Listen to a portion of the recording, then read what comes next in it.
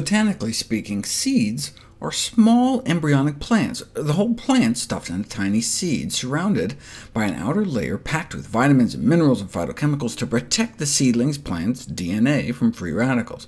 No wonder they're so healthy.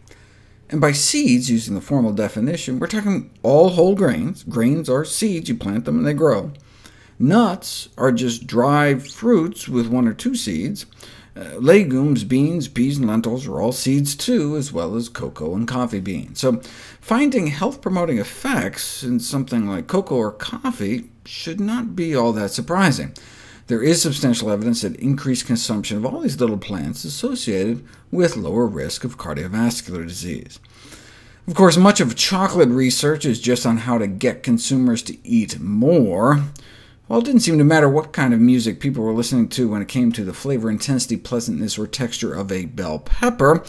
People liked chocolate more when listening to jazz than classical rock or hip-hop. Why is this important? So food industries can integrate specific musical stimuli in order to maximize their profits. For example, chocolate companies may incorporate their chocolate products with jazz-like background music to increase consumers' acceptance. They cite an earlier study that demonstrated that people rated oyster consumption more pleasant in the presence of the sound of the sea than in the presence of the farmyard noises.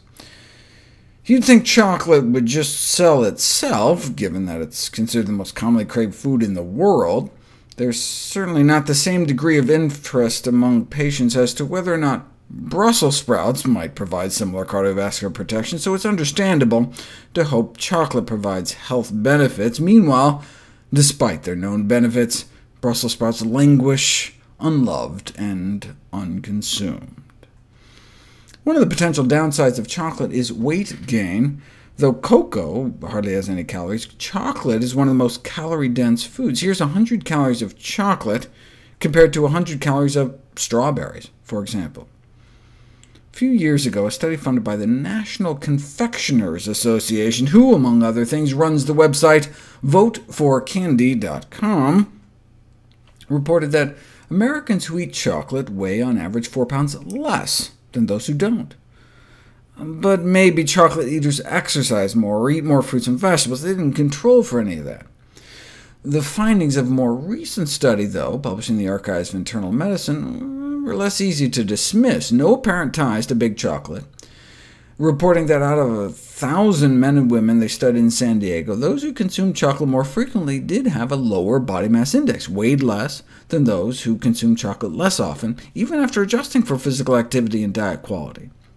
It was a cross-sectional study, meaning a snapshot in time, so you can't prove cause and effect. Maybe not eating chocolate leads to being fatter, or maybe being fatter leads to not eating chocolate. Maybe people who are overweight are trying to cut down on sweets. What we need is a study in which people are followed over time, but there was no such prospective study until now.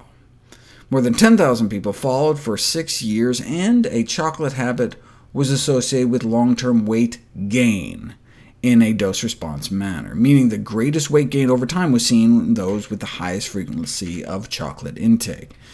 It appears the reason that those cross-sectional studies found the opposite is that subjects diagnosed with obesity-related illnesses tended to reduce their intake of things like chocolate in an attempt to improve their prognosis, explaining why heavier people may on average eat less chocolate.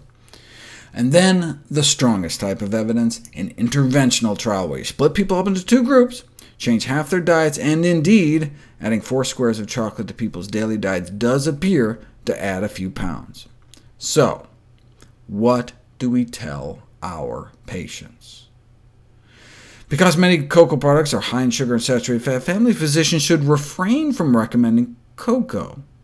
That's a little patronizing, though. I mean, you can get the benefits of chocolate without any sugar or fat by, for example, adding cocoa powder to a smoothie.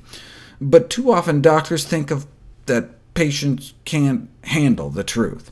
Case in point, if your patients inquire, ask them what type of chocolate they prefer. If they respond milk chocolate, then it's best to answer that it's not good for them. If they say dark chocolate, though, then you can treat them as if they actually have a brain and lay out the evidence.